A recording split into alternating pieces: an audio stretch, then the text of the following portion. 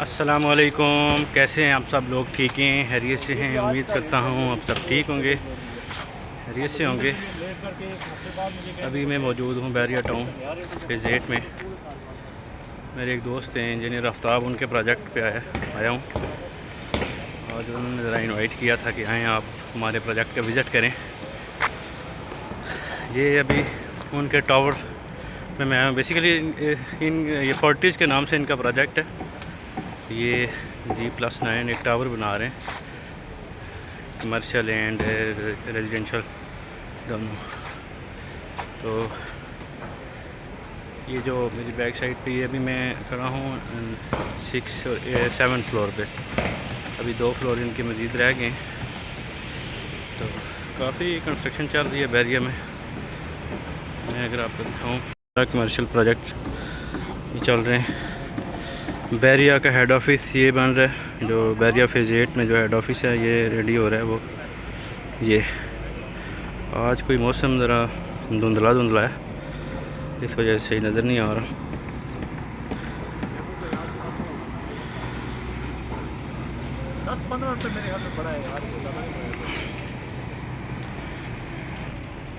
ये इस टावर की फ्रंट साइड है। ये सारी कमर्शियल लाइन चल रही है पूरी, जो बैरिया के हेड ऑफिस हैं और बैरिया इंटरनेशनल हॉस्पिटल है, वहाँ तक ये सारा कमर्शियल चल रहा है। ये इसकी फ्रंट साइड है, इस वाली साइड पे फ्रंट साइड, जो जिस टावर पे हम खड़े हैं ये उसकी फ्रंट साइड है। और ये जो रोड जा रही है, ये जो आगे सीधी जा रही है M ब्लॉक। और ये अभी इंजीनियर बिलावल ये भी अपने काम में लगा हुआ है, और साथ इंजीनियर आफ्ताब हैं, इनसे भी मुलाकात कराते हैं आपके। ये कुछ इंस्पेक्शन कर रहे हैं छत पे। ये मेरे साथ हैं जी अस्सलाम वालेकुम। हाय, कैसे हैं आप सब? बड़े पुराने दोस्त हैं, हम लोगों ने इकट्ठे जॉब भी की है 6-7 साल। ये जो है मस्ट के ग्रेजुएट हैं, ये बड़े लायक और अच्छे इंजीनियर हैं। ये अभी इस प्रोजेक्ट की बेसिकली ये फोर्टिस टावर जो भी है, ये उसके जितने भी प्रोजेक्ट हैं यही हैंडल कर रहे हैं। कैसे हैं सर आप? ठीक हैं, खैरियत से? ये कौन सा प्रोजेक्ट है सर? इसके बारे में थोड़ा सा हमें ब्रीफ कर दें। देखें, ये बिस्मिल्लाहिर्रहमानिर्रहीम। सबसे पहले तो आपके सारे नाज़रीन को अस्सलाम वालेकुम। ये फोर्टिस टावर बना रहे हैं जी, हमारा एक कमर्शियल प्रोजेक्ट है। इसकी लोकेशन मैं आपको बता दूँ, ये फेज़ 8 घोड़ा चौक के बिल्कुल पास है। ओके। और अभी नियर हमारे पास ये आप उस तरफ अगर लगाएं तो हेड ऑफिस, वो मैंने दिखाया है, हेड ऑफिस तैयार हो रहा है। उसके पास हमारी कमर्शियल बिल्डिंग है G+9 ये। ओके। इसमें हमारे पास नीचे 1 कनाल का प्रोजेक्ट है ये, ओके। और 40,000 square feet total covered area इसका। ओके। नीचे हमारे पास पहले जो लोअर ग्राउंड पे हमारे पास शॉप्स हैं। फर्स्ट फ्लोर से लेके 5th फ्लोर तक हमारे पास कमर्शियल है। कमर्शियल है, सारा ही कमर्शियल है। अच्छा, टॉप तक कमर्शियल ही है ये सारा कमर्शियल है। और उसके ऊपर जो है हमारे स्वीट्स और सिंगल बेड 2 बेड अपार्टमेंट्स हैं। ओके। 6-7 में, और टॉप पे रेस्टोरेंट बनेगा इंशाल्लाह। अच्छा, रेस्टोरेंट है टॉप पे 9th फ्लोर पे। ये बहुत अच्छी लोकेशन है जी। ये जिस तरह का ब्लू एरिया का थीम दिया है। ओके। तकरीबन 3 से 4 किलोमीटर का बेल्ट बन रहा है।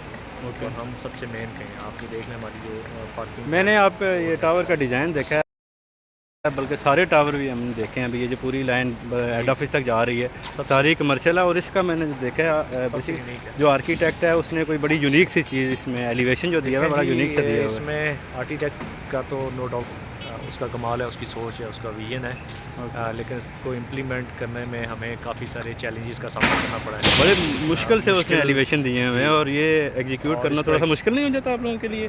डेफिनेटली। देखें, एक सिंपल बिल्डिंग में और एक इस तरह का डिज़ाइन जो आपने देखा है काफ़ी मुश्किल होता है, लेकिन डिफरेंट चैलेंजेस का हमें सामना करना पड़ा है इसमें। लेकिन अल्हम्दुलिल्लाह हमने बहरहाल आपके लिए तो मुश्किल नहीं है, क्योंकि आपने तो बड़ी जो 6-7 साल गुजारे हमारे साथ, बड़े टफ साल गुजारे हैं। जी ऐसे ही है, बिल्कुल ऐसे ही है जी। आप लोगों के साथ, आप लोगों के तावन के साथ ही ये सारा कुछ हुआ है। अभी यहाँ तक मैं पहुँचा हूँ तो आपका माशाल्लाह जी इंजीनियर आपका बड़ा किरदार रहा है। आपने स्टार्ट में बड़ी गाइडेंस दी है, बड़ी हेल्प की है हर जगह पे। तो आज हम यहाँ तक पहुँचे हैं, इसमें आप सारे लोगों का साथ तावन था। माशाल्लाह जी, बहुत बड़ी अचीवमेंट है इंजीनियर आफ्ताब की। 2014 में आए थे हमारे पास ये EHA वाले प्रोजेक्ट पे। फिर हमने काफ़ी टाइम इकट्ठा, बहुत मेरे अच्छे दोस्त हैं, फिर हम बिज़नेस इकट्ठे कर रहे हैं। अभी भी हम ये मेरे बिज़नेस पार्टनर भी हैं होराइज़न इंजीनियरिंग एंड सर्विसेज के, जो सर्विसेज के नाम से अगर आपने घर बनाना हो DHA बैरिया इस्लामाबाद में कहीं पे भी आप विद मटेरियल और कॉस्ट प्लस दोनों पे हम कमर्शियल और रेजिडेंशियल बिल्डिंग का काम करते हैं। इसके अलावा सर्वे का भी काम करते हैं। डिज़ाइन से लेकर सारे एंड तक हम लोग जो है फिनिश घर में देते हैं। तो आप लोगों ने अगर कोई कहीं पे भी पूरे पिंडी इस्लामाबाद में जहाँ पे भी कोई अगर कंस्ट्रक्शन के रिलेटेड कोई चीज़ पूछनी हो, गाइडेंस भी हम लोग देते हैं। बिल्कुल सवाल हो, किसी किस्म का भी सवाल हो कंस्ट्रक्शन से रेलिवेंट, हम हाजिर हैं हर वक्त 24/7। अपने तमाम क्लाइंट्स को हम अपने प्रोजेक्ट्स भी विज़िट करवा सकते हैं जो हमने काम किए हैं DHA में, बैरिया में। और इसके अलावा जो गाइडेंस है, एजुकेशन है, हम एजुकेट भी करते हैं। हमारा एक मोटो ये है कि हम अपने क्लाइंट को एजुकेट भी करें, टेक्निकली हम बताएं कि आपके प्रोजेक्ट में क्या क्या टेक्निकली होना चाहिए। और हम जो लेटेस्ट जितने भी लेटेस्ट हैं हमारे आजकल चीज़ें बन रही हैं या चल रही हैं, हम उससे अपडेट रहते हैं। और जितने भी कंस्ट्रक्शन से रेलिवेंट चीज़ें हैं, कोई भी बंदा हमसे सवाल कर सकता है, हम उनका तसल्ली बख्श जवाब देने की कोशिश करेंगे। अगर हमें नहीं भी पता होगा तो हम तब भी किसी और से, अच्छे बिल्डर से, अच्छे इंजीनियर से गाइडेंस लेके तो उस बंदे को आगे ज़रूर गाइड करेंगे इंशाल्लाह। मैंने सर एक चीज़ देखी है, थोड़ा सा आप लोग हमारे जो हैं देखने वाले उनको एक चीज़ बता दें। बेसिकली लोग पहले बगैर डिज़ाइन के घर शुरू कर देते हैं, जब शुरू करते हैं तो बीच में वो रुक जाते हैं, या तो उनको लोग अच्छा मशवरा नहीं देते या अच्छे आर्किटेक्ट से डिज़ाइन नहीं करवाते, तो वो बेसिकली पैसे बचाने के चक्कर में उनके डबल पैसे लग जाते हैं। तो उन बहुत ही अच्छा सवाल आपने पूछा है। हमारे यहाँ पहले आप आज से 10-15-20 साल पीछे चले जाएँ तो यही ट्रेंड था।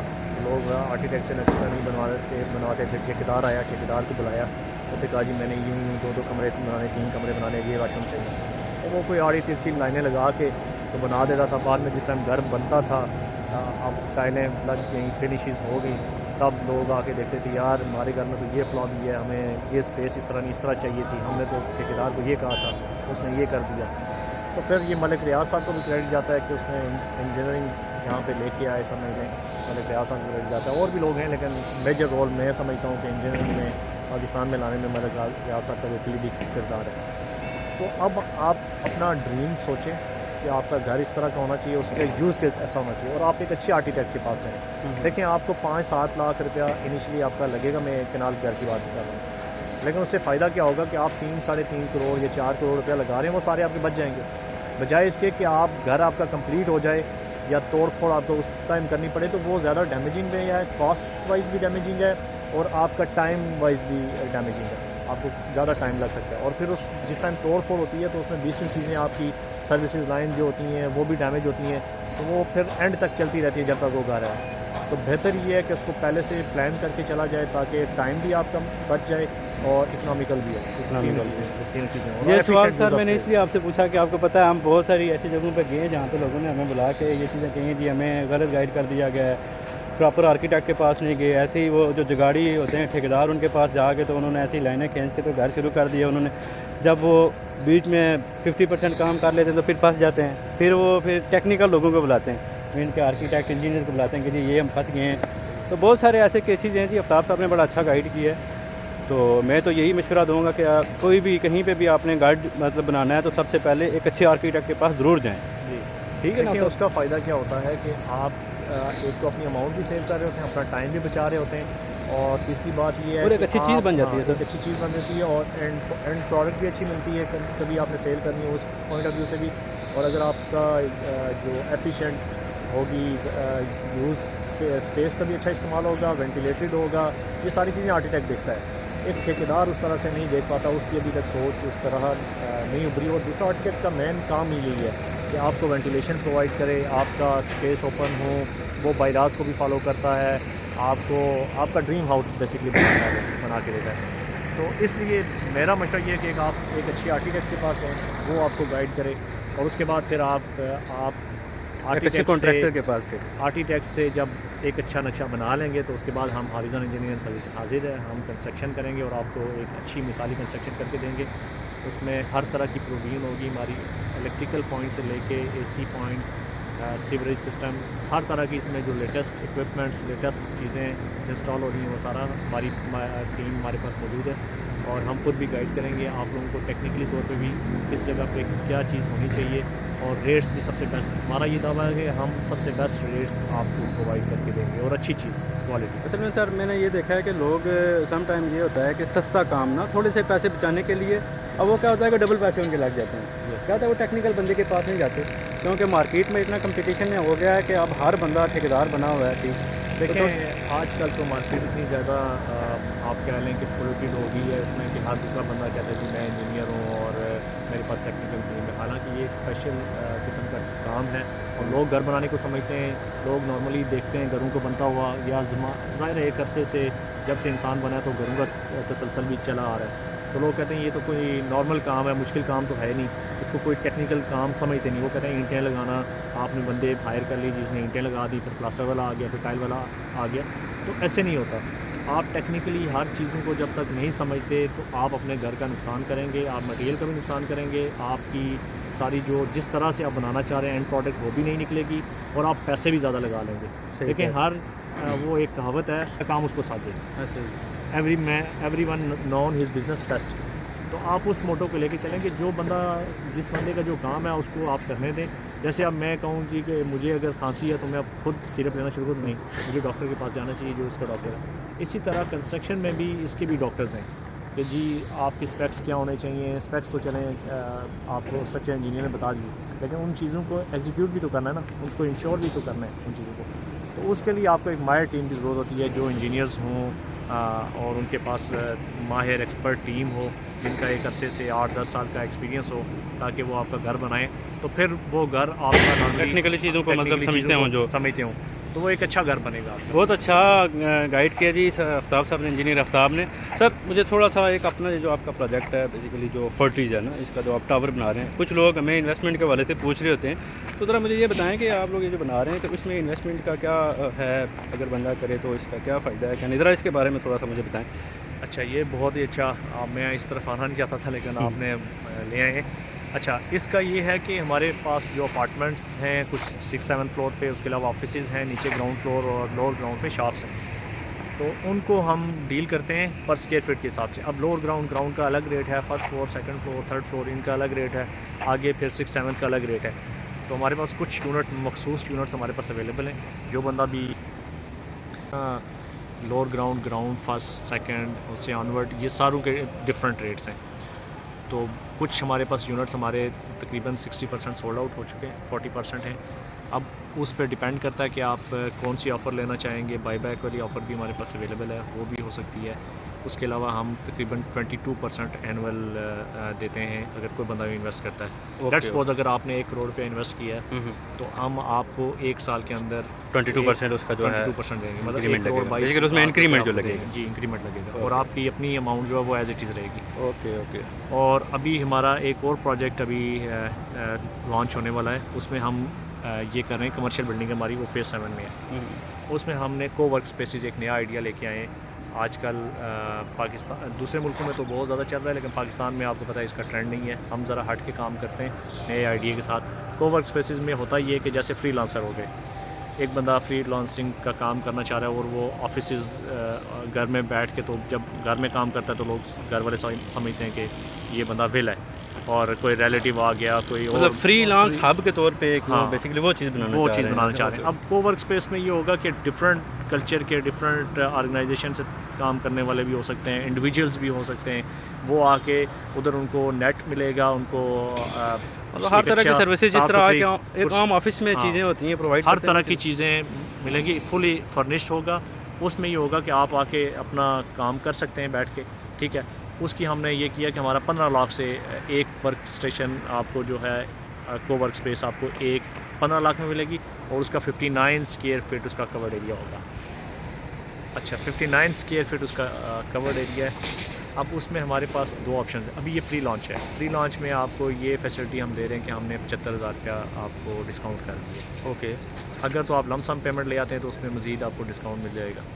तो अगर आप डाउन पेमेंट 6 लाख की जमा करवाते हैं, उसके बाद मंथली 75,000 जमा करवाते हैं, ओके, 1 साल तक आपको किस्तें जमा करानी पड़ेंगी। उसके बाद हम आपका रेंट शुरू कर देंगे। पर मंथ रेंट कितना होगा? 15 लाख 12,000 रुपया मिलेगा।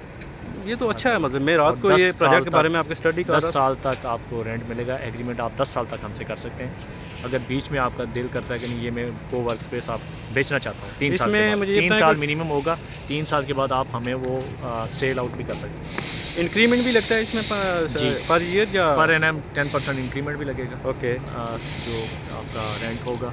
और उसके अलावा एप्रिसिएशन, एनुअल एप्रिसिएशन तकरीबन 10% है। ओके। और 12,000 ये मिलेगा हर साल का, आप लगा लें कि 10%। लेकिन लेट्स सपोज आप 15 लाख रुपए मुझे देते हैं और 3 साल के बाद आप चाह रहे हैं कि नहीं आप कहीं और इन्वेस्टमेंट करना चाहते हैं। पहली बात तो ये है कि आप जिस टाइम हमारे साथ इस प्रोजेक्ट पे काम करेंगे तो आप निकालेंगे नहीं इंशाल्लाह। लेकिन फिर भी अगर आपका दिल करता है कि आप कहीं और इन्वेस्ट करना चाहते हैं तो आप 3 साल के बाद हम आपको ये कहते हैं कि 30% कम से कम इंक्रीज़ हो चुकी होगी आपकी को वर्क स्पेस की वैल्यू। ओके। रेंट आपको अलग से मिल रहा होगा और 30% आपका ये इंक्रीमेंट भी लगा होगा जो को वर्क स्पेस के मद में। मेरे हिसाब से तो सर बड़ा अच्छा है वैसे बिजनेस जी, आइडिया मैं आपने तो दिया। ये चाह रहा हूँ और कि आप वैसे अपने हम लोगों को आम बताएं। प्राइवेट एरिया लोकल एरिया में एक घर अगर 60-70 लाख रुपए का लेके वो 12-15 हज़ार उसका रेंट आ रहा होता जी, है। ऐसे तो मेरे हिसाब से ये तो अगर 10 साल के लिए एग्रीमेंट अगर कर रहे हैं तो उसके बाद वो जो 15 लाख होते हैं उसके ऊपर जो कितना 95 स्क्वायर फुट आपने कवर्ड एरिया जो बताया, 95 तो वो किसकी मलकियत? 59 स्क्वायर फीट वो आपकी मलकियत होगा। ओके। आप बेचना चाहें किसी और को देना चाहें वो दे सकते हैं। वो बाकायदा एग्रीमेंट होगा। 3 साल के बाद हम आपको ये ऑफ़र कराएंगे कि 3 साल बाद आप हमें भी दे सकते हैं। ओके। लेट्स सपोज आप कहते हैं 15 लाख रुपया मैंने लगाया है, अब मैं किसी और जगह इन्वेस्ट करना चाहता हूँ, तो आप 3 साल बाद हम आपको ये कहते हैं कि ये एटलीस्ट 10% पर एनम बढ़ेगी ये। ओके। 30% उसका उस टाइम इंक्रीज़ हो चुका होगा। जो आप रेंट ले चुके होंगे 3 साल वो अलग से है। ओके। और 3 साल बाद आपका 15 लाख 30% इंक्रीमेंट के साथ आपको पेमेंट मिलेगी इंशाल्लाह। ये तो अच्छा ये सर बिजनेस आइडिया है माशाल्लाह। ये इस प्रोजेक्ट के बारे इंशाल्लाह में हम हम इस ज़रा प्रोजेक्ट- डिटेल से वर्किंग करते हैं और फिर जो हमारे व्यूअर होंगे उनको बताएंगे सारे कि ये क्या है इसके बारे में। इंशाल्लाह। मज़ीद डिटेल इस प्रोजेक्ट के बारे में बताएंगे। ज़रूर जी इन्वेस्ट करना चाहिए ऐसे प्रोजेक्ट्स में, फ़ायदा ही होता है। बैंक में पैसे रखने से बेहतर है कि ये है कि प्रोजेक्ट्स में लगाएं और उसका आप मंथली रेंट लें। तो बाकी भी इंशाल्लाह आपको वीडियोस में बताएंगे मज़ीद हम कंस्ट्रक्शन के रिलेटेड जितने भी हो गई आप मालूमात हम आपको देंगे इंशाल्लाह। तो ओके आफ्ताब साहब बहुत Thank you, शुक्रिया बहुत आपने टाइम दिया सर। कोई बात नहीं। तो इंशाल्लाह फिर आएंगे आपके प्रोजेक्ट पे मज़ीद आपके जो इनके काफ़ी प्रोजेक्ट चल रहे हैं इंशाल्लाह मज़ीद जो प्रोजेक्ट चल रहे हैं उधर भी विज़िट करेंगे तो फिर आपको दिखाएंगे। अल्लाह हाफ़िज़।